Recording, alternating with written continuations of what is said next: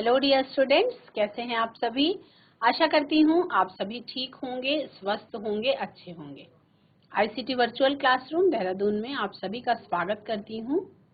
मेरा नाम समता है। जैसा कि आप सभी जानते हैं बच्चों, हम लोगों का क्लास 11th में चैप्टर चल रहा है cell cycle and cell division, कोशिका चक्र और कोशिका विभाजन। तो ये जो चैप्टर है आपका क्लास 11th का चैप्टर है। कौन सा चैप्टर है ये आपका? क्लास 11th कक्षा 11 का बायो का एक चैप्टर है, जीव विज्ञान से संबंधित आपका चैप्टर है, जिसमें आपको कोशिका में होने वाला मतलब कोशिका का पूरा चक्र और कोशिका में किस तरह से विभाजन की प्रक्रिया होती है, यानी कि एक कोशिका से दो कोशिकाओं का निर्माण कैसे होता है, उसे हम कोशिका विभाजन कहते हैं। वो आपको इस चैप्टर में पढ़ना है। तो सेल साइकिल और सेल डिवीजन के बारे में पढ़ने से पहले मैंने आपको ब्रीफ में, आप छोटी क्लासेस से ही कोशिका के बारे में आप सभी पढ़ते हुए आए हैं, है ना। तो केवल 4 पॉइंट्स में मैंने आपको क्लियर करा था उस दिन कि व्हाट इज सेल, कोशिका क्या है। Cells are the basic unit of all living things, यानी सभी सजीवों की मूलभूत इकाई है कोशिका। Cells make up bones, muscles, skin and blood, यानी कोशिकाएं ही बोन्स का निर्माण करती हैं, मांसपेशियों का निर्माण करती हैं, ब्लड का, रक्त का, और स्किन यानी कि त्वचा का भी निर्माण करती हैं। Cells make up leaves, roots, stems and flowers. कोशिकाएं ही, अगर हम वनस्पतियों की बात करें तो कोशिकाएं ही पत्तियों का, जड़ों का, तने का और फूल का भी निर्माण करती हैं। As the organism grows, जैसे जैसे कोई भी जीव वृद्धि करता है, the cells must reproduce, कोशिकाएं जो हैं वो अपनी संख्या को बढ़ाती हैं, यानी रिप्रोड्यूस करती हैं। सेल्स क्या है? Cells are the structural and functional unit of all living organisms, यानी सभी सजीवों की मूलभूत संरचनात्मक और क्रियात्मक इकाई क्या है? कोशिका ही है। कोशिका की संख्या के आधार पर दो प्रकार के जीव पाए जाते हैं, एक कोशिकीय जिन्हें हम यूनिसेल्युलर कहते हैं और बहुकोशिकीय जिन्हें हम मल्टीसेल्युलर कहते हैं। न्यूट्रिएंट्स टू एनर्जी फंक्शन है सेल का, यानी कोशिका का कार्य है। कोशिका का सबसे मुख्य कार्य क्या है? जो भी हम भोजन ग्रहण कर रहे हैं उसमें मौजूद पोषक तत्वों से एनर्जी रिलीज करने का काम कौन करता है? कोशिका में हो रही श्वसन की प्रक्रिया के द्वारा होता है। तो होता किसके अंदर है? कोशिका के अंदर है। तो फंक्शन ऑफ सेल क्या है? न्यूट्रिएंट्स को एनर्जी में कन्वर्ट करने का काम। Each cell having its own set of instructions, यानी हर एक कोशिका का अपना खुद का निर्देश का सेट होता है।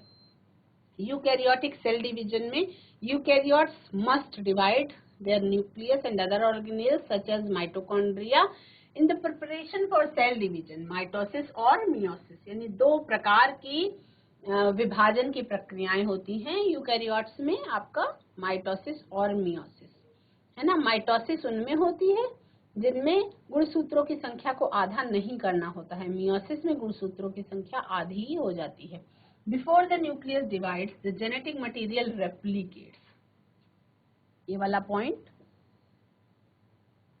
एकदम समझना है अच्छे से, यानी कि केंद्रक के विभाजन के पहले ही जो जेनेटिक मटेरियल है, यानी जो अनुवांशिक पदार्थ है, वो क्या होता है? अपनी मात्रा को बढ़ाता है, रेप्लिकेट करता है, डुप्लीकेट हो जाता है। ठीक है, मैंने आपको बताया था दो प्रकार की कोशिकाएं होती हैं, आपका यूकैरियोटिक होती है और प्रोकैरियोटिक होती है। कुछ इंपॉर्टेंट डिफिनेशंस आपको कल मैंने कराए थे, एक बार से हम क्विक रिवाइज करेंगे और जिन बच्चों ने नहीं नोट किया है वो नोट भी कर लेंगे साथ में। स्पिंडल फाइबर्स क्या होते हैं? स्पिंडल फाइबर्स, स्पिंडल का मतलब क्या है? आपका कुछ ऐसी जो धागों जैसी संरचना होती है, ये आपके स्पिंडल फाइबर्स कहलाते हैं, इस तरीके का।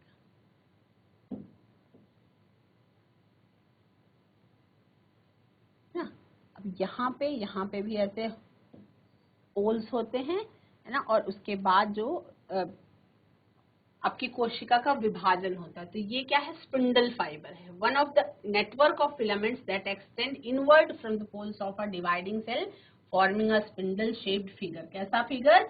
Spindle shaped figure. तो ये कैसा फिगर है? स्पिंडल शेप्ड फिगर है। सेंट्रोमियर क्या है? Centromere the most condensed and constricted region of a chromosome to which the spindle fibre is attached during mitosis. यानी कि ये यहाँ पे जो पॉइंट है ये क्या है? सेंट्रोमियर कहलाता है। ठीक है, हम आगे बढ़ेंगे। क्रोमैटिन क्या है? A complex of nucleic acids and proteins, primarily कौन से? हिस्टोन्स। क्रोमैटिन क्या है? न्यूक्लिक अम्ल का वो जटिल तत्व और प्रोटीन, जो मुख्यतः हिस्टोन्स जिन्हें हम कहते हैं, in the cell nucleus that stains readily with the basic dyes and condenses to form chromosomes during cell division।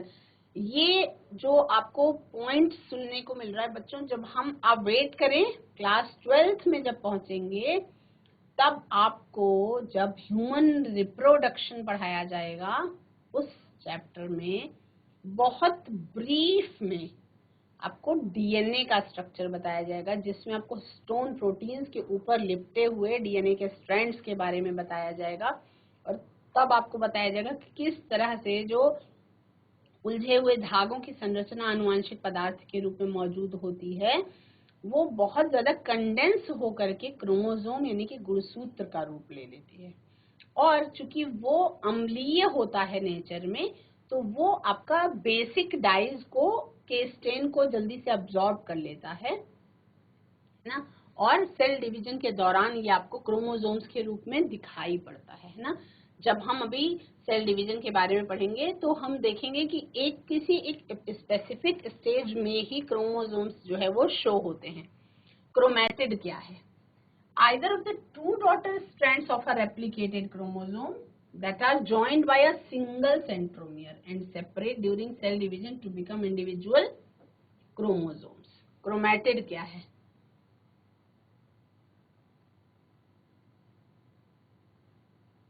ये क्या है? ये है क्रोमैटिड। ये क्या है? सिस्टर क्रोमैटिड्स हैं दोनों के दोनों। ठीक है, तो ये दोनों सभी बच्चे आई थिंक आपको समझ में आया होगा। क्रोमोसोम क्या है? क्रोमोसोम क्या है बच्चों? क्रोमोसोम जो है वो थ्रेड लाइक स्ट्रक्चर्स होते हैं, यानी धागे जैसी संरचना होती है। गुणसूत्र, सूत्र मतलब धागा ही तो होता है, तो क्रोमोसोम का मतलब गुणसूत्र, मतलब ऐसा धागा जो गुण को कैरी कर रहा है। Thread like structure gene carrying bodies होती हैं जो इन द न्यूक्लियस, केंद्रक के अंदर होती हैं। किसी भी कोशिका के केंद्रक के अंदर जो गुण को धारण करने वाले धागे होते हैं वो क्रोमोसोम्स कहलाते हैं। क्रोमोसोम्स क्या है? Chromosomes are composed primarily of DNA and protein. Chromosomes यानी कि गुणसूत्र जो हैं वो प्राथमिक रूप से डीएनए और प्रोटीन के मिलकर के बने हुए होते हैं। They are visible only under magnification during certain stages of cell division। और ये क्रोमोसोम्स कब दृश्य होते हैं, कब दिखाई पड़ते हैं?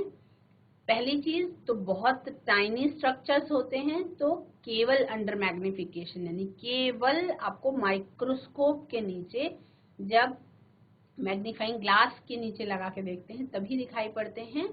और हर समय नहीं दिखाई पड़ेंगे। यदि कोशिका विभाजन हो रहा है तो कुछ सर्टेन स्टेजेस पर ही ये क्रोमोसोम्स जो है वो दिखाई पड़ते हैं।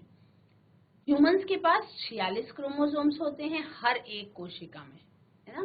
सोमैटिक सेल का मतलब हर एक कोशिका में दो तरीके की कोशिकाएं होती हैं, है ना। एक तो होती हैं सोमैटिक सेल्स जिन्हें हम ऑटोसोम्स, जिनके अंदर ऑटोसोम्स होते हैं, और एक लैंगिक कोशिका होती है।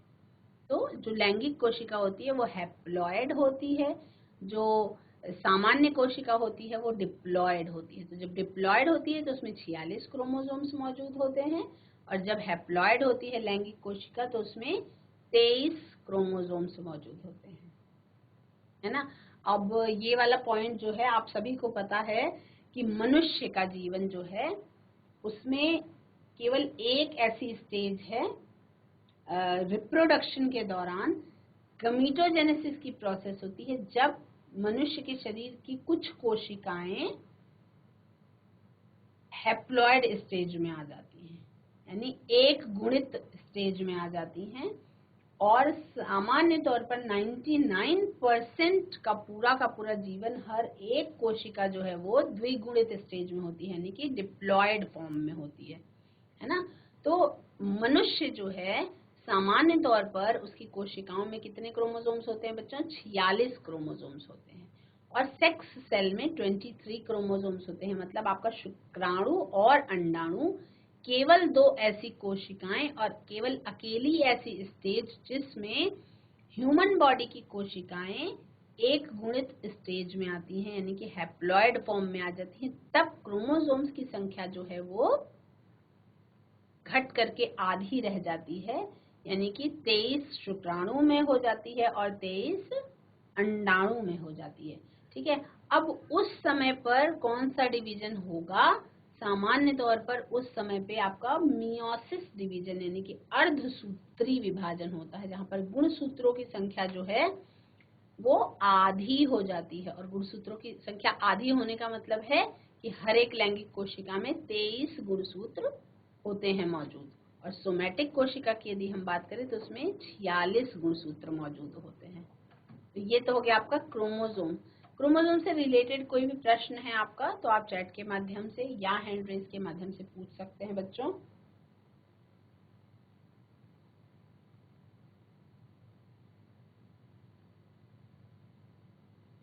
आई होप कि आप लोगों को ये वाला पॉइंट समझ में आ गया होगा, गुणसूत्र यानी कि क्रोमोसोम वाला।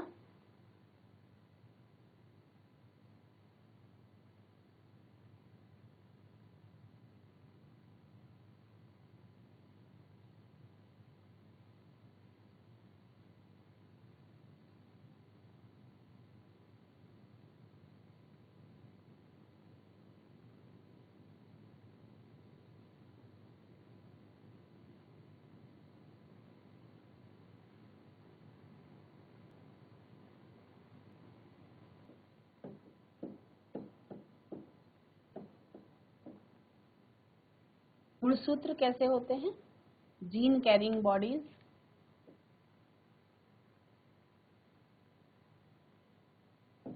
जीन युक्त होते हैं। और क्या होता है? किसके बने हुए होते हैं?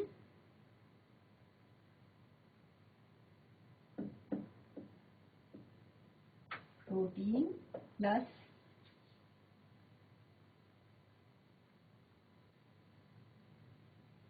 Deoxyribonucleic acid. ठीक है। कब दिखाई पड़ते हैं? केवल माइक्रोस्कोप के नीचे ही दिखाई पड़ते हैं। ठीक है। सामान्य कोशिका जो होती है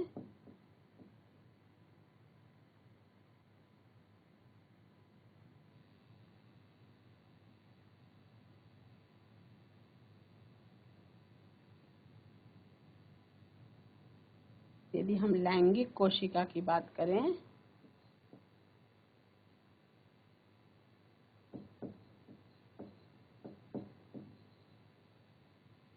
तो होते हैं 23 गुणसूत्र। लैंगिक कोशिका कौन कौन सी है?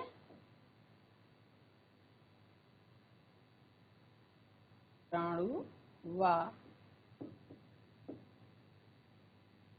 अंडा। समझ में आ गया सभी बच्चों को? आई थिंक आप लोगों को ये समझ में आ गया होगा।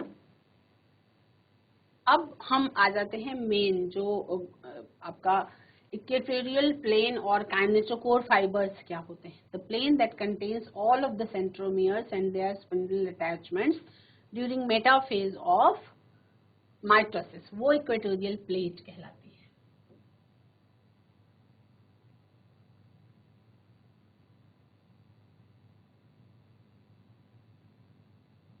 ये जो प्लेट है ये इक्वेटोरियल प्लेट कहलाती है। क्या कहलाती है? यही आपका इक्वेटोरियल प्लेट कहलाती है। ठीक है। तो मेटाफेज माइटोसिस में हो रहे मेटाफेज की प्रक्रिया के दौरान ये इक्वेटोरियल प्लेन जो है वो दिखाई पड़ता है। काइनेटोकोर फाइबर्स क्या होते हैं?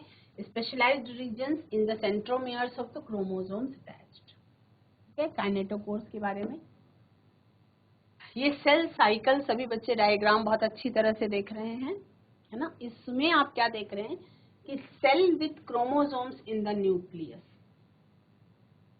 Cell with chromosomes in the nucleus यहाँ पे डीएनए की सिंथेसिस हो रही है, क्रोमोसोम का डुप्लीकेशन हो रहा है, उसके बाद G2 फेज आ जाता है। यहाँ पे क्या हो रहा है, यहाँ पे क्या निर्माण की प्रक्रिया हो रही है, यानी कि रेप्लिकेशन हो रहा है, यहाँ पे रेप्लिकेशन हो रहा है, पुनर्जनन हो रहा है। उसके बाद क्या हो रहा है, क्रोमोसोम्स सेपरेट हो रहे हैं, अलग अलग हो रहे हैं।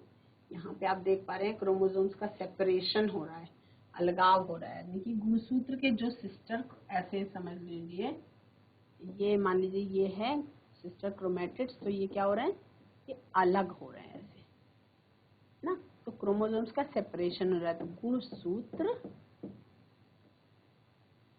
का अलगाव।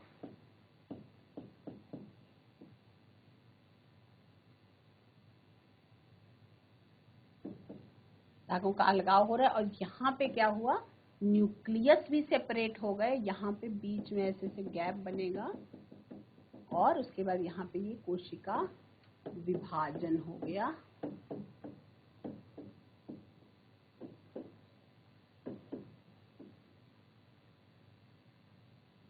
कोशिका विभाजन हो गया, और ये क्या है, ये पूरा का पूरा सेल साइकिल या कोशिका चक्र है। क्या है, सेल विद डुप्लीकेटेड क्रोमोसोम्स। यहाँ पे क्या है, सेल आपकी है जिसमें बहुत सारा जेनेटिक मटेरियल है और डुप्लीकेटेड क्रोमोसोम्स के साथ मौजूद है। तो सभी बच्चे क्या करेंगे, ये डायग्राम सबसे पहले जरूर बनाएंगे, इस डायग्राम को आपको बनाना जरूरी है।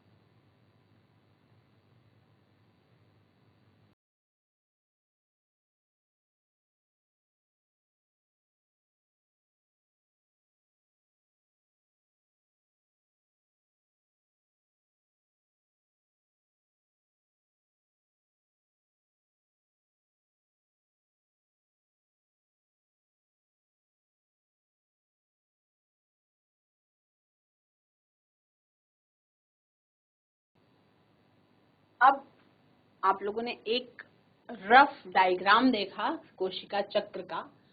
अब कोशिका चक्र के बारे में ये सब आप बच्चों को नोट करना है। The cell cycle is the event that makes new cells by cell division through 6 processes. कोशिका चक्र है क्या, है ना। कोशिका चक्र एक ऐसा घटनाक्रम है, कोशिका चक्र एक ऐसा घटनाक्रम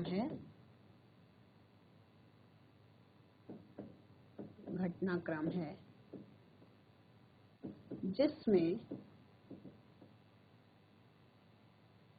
कोशिका विभाजन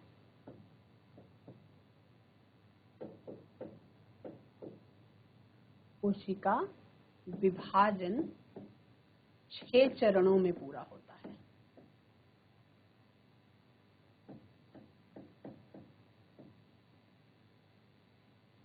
में पूरा होता है,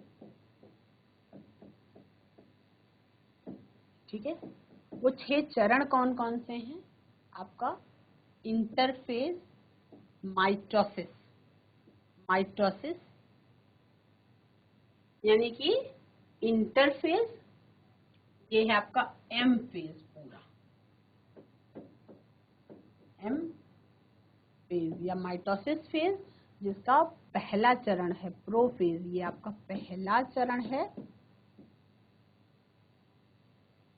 मेटाफेज आपका दूसरा चरण है, ये विभाजन के चरण है। एनाफेज तीसरा चरण है, आपका टीलोफेज चौथा चरण है, और साइटोकाइनेसिस यानी कि कोशिका द्रव्य का विभाजन, कोशिका द्रव्य का विभाजन, ठीक है। इंटरफेज यानी मध्य का चरण, और बीच में आपका एक कैरियोकाइनेसिस भी होगी, यानी कि न्यूक्लियस का भी विभाजन होगा। तो ये सभी बच्चों को नोट करना है, The cell cycle is the event that makes new cells by cell division through 6 processes. कोशिका चक्र एक ऐसा घटनाक्रम है जिसमें कोशिका विभाजन 6 चरणों में पूरा होता है, और वो 6 चरण कौन कौन से हैं? आपका मध्यस्थ फेज, इंटरफेज, माइटोसिस यानी कि एम फेज जो 4 भागों में बटा हुआ है, mitosis prophase, mitosis metaphase, mitosis anaphase और माइटोसिस टीलोफेज, और उसके बाद लास्ट में साइटोकाइनेसिस यानी कि कोशिका द्रव्य का विभाजन।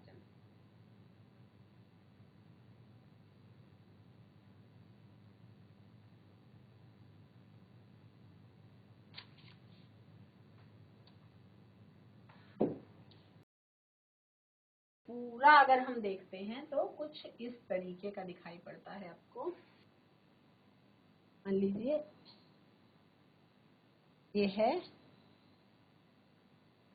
अगर हम चरणों की बात करें तो ये है यहाँ पे आपका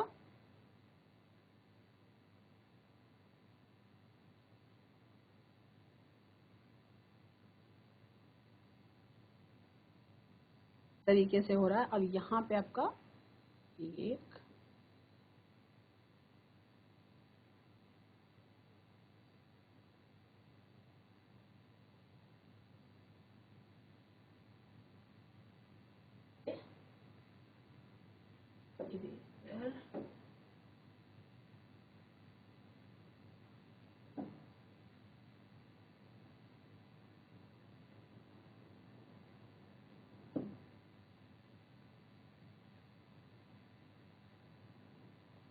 ठीक है, ये हो गया आपका प्रोफेज,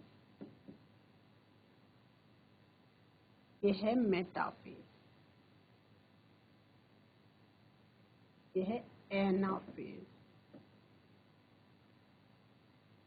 ये है टीलोफेज और ये है साइटोकाइनेसिस। ठीक है, अब यहाँ पे आपका गैप 1 फेज है, यहाँ पे आपका सिंथेसिस फेज है और गैप 2 फेज है। ठीक है, तो यहाँ से प्रक्रिया शुरू हुई है, यहाँ से प्रक्रिया शुरू हुई है, यहाँ पे कोशिकाएं 2 यानी कि कन्वर्ट हो चुकी हैं, और यहाँ से शुरू हो रही है ये कोशिका जहाँ पे G0 फेज भी आता है। ओके, तो ये क्या है आपका डायग्रामेटिक व्यू है एक सेल साइकिल का, indicating formation of 2 cells from 1 cell. एक कोशिका से 2 कोशिका निर्माण की प्रक्रिया क्या है? प्रक्रिया का रेखा चित्र या फ्लोरल, वो आपका फ्लो चार्ट जैसा डायग्राम, फ्लो डायग्राम बोलते हैं इसको। तो डायग्राम है ना, तो इसमें देखें ये क्या है, ये गैप 1, ये है सिंथेसिस, देखिए निर्माण वाला टाइम, ये है F2। ठीक है, तो ये सभी बच्चों को देखना है कि, और ये क्या है, ये पूरा का पूरा है एम फेज, या माइटोसिस की बात हो रही है। माइटोसिस का मतलब क्या होता है? समसूत्री विभाजन। इसको सभी बच्चे डायग्राम बनाएंगे अपनी कॉपी में।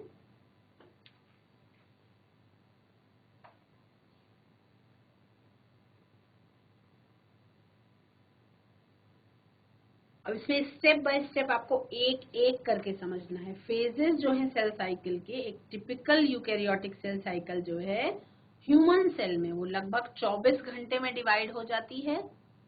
एक अगर सेल साइकिल के ड्यूरेशन की बात करें तो सेल टाइप के आधार पर या अलग अलग जीव के आधार पर उसका सेल साइकिल का जो समय अवधि है वो डिफरेंट होता है।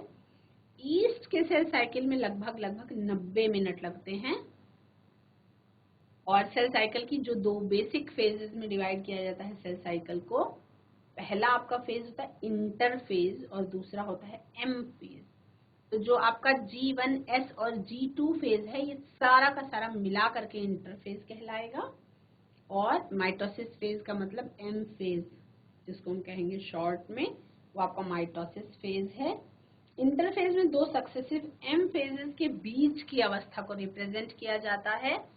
और आपका ह्यूमन सेल की सेल साइकिल का जो एवरेज टाइम है वो 24 घंटे होता है, जिसमें सेल डिवीजन पूरा 1 घंटे में पूरा हो जाता है और बाकी के 23 घंटे जो है वो इंटरफेज चलता रहता है। इंटरफेज जो है वो सेल साइकिल का 95% से भी अधिक टाइम लेती है। एम फेज की जो शुरुआत है वो कैसे होती है, यहाँ पे हमने जहाँ पे आप प्रो फेज देख रहे हैं यहाँ पे शुरुआत होती है कैरियोकाइनेसिस से। कैरियोकाइनेसिस से शुरुआत होती है और साइटोकाइनेसिस के साथ एंड होता है। क्या होता है? कैरियोकाइनेसिस से शुरुआत होती है, यानी कि कोशिका के अंदर मौजूद केंद्रक के विभाजन से शुरुआत होती है और कोशिका द्रव्य के विभाजन पर जाकर के कोशिका विभाजित होकर के एक कोशिका से दो कोशिका बना लेती है। ठीक है, तो सभी बच्चे इस डायग्राम को, मतलब ये वाला जो डायग्रामेटिक रिप्रेजेंटेशन है, इसको सभी बच्चे अपनी नोटबुक में जरूर नोट करेंगे।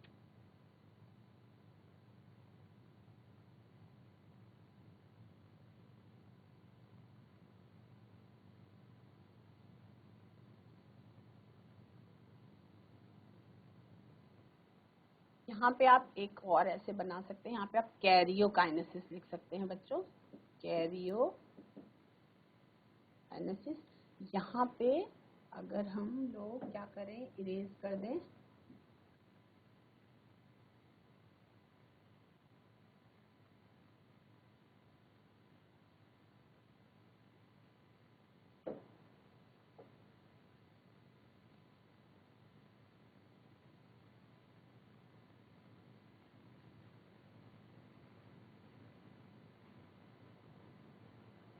ये फेज यहाँ से लेकर और पूरा यहाँ तक, ये क्या कहलाता है?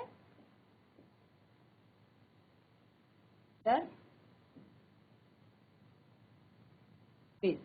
मनुष्य के शरीर की यदि बात हो रही हो, ह्यूमन सेल की बात हो रही हो, तो पूरा टाइम कितना लग रहा है? ओवरऑल पूरा टाइम लग रहा है 24 घंटे, जिसमें से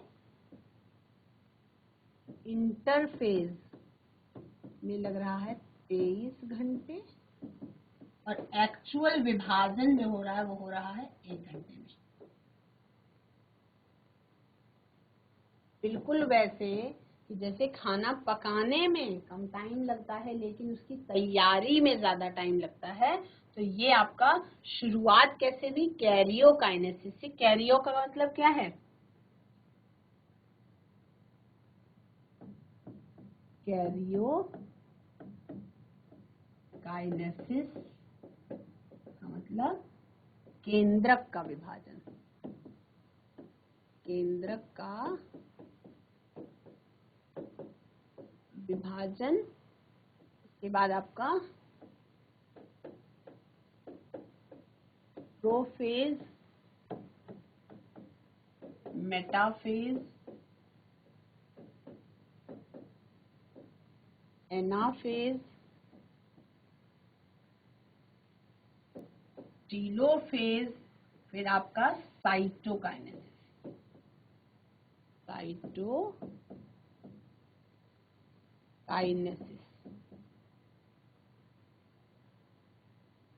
ये आपका होता है कितने में? 1 घंटे में। कितना टाइम लगता है? 1 घंटा। और 23 घंटे क्या चलता है आपका इंटरफेज चलता है। तो सभी बच्चों को ये वाला डायग्राम जो है, ये रेखा चित्र आपको अपनी कॉपी में बना लेना है।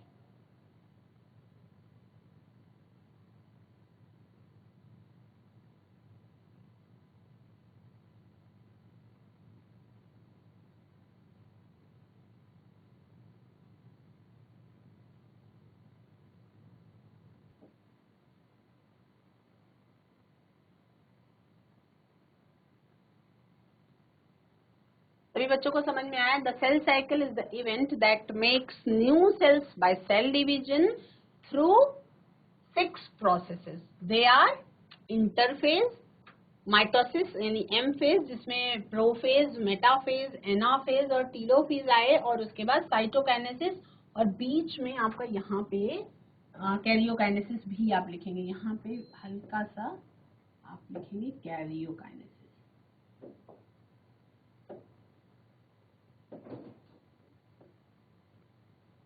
कैरियोकाइनेसिस,